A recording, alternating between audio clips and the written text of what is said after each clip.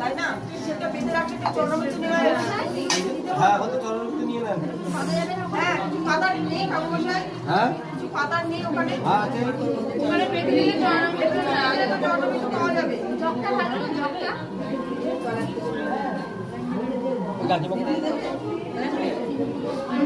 কাকিমা এখানে কিন্তু বাটি আছে, দেখেন তো পেতলের ওই বাটিটা নিচে নিচে নিচে ওই সাইডে দিয়ে দেন, ঢেকে ঢেকে ওই সাইডে দিয়ে দেন। হ্যাঁ ওই পাশে ওই দেয়ালে দিয়ে।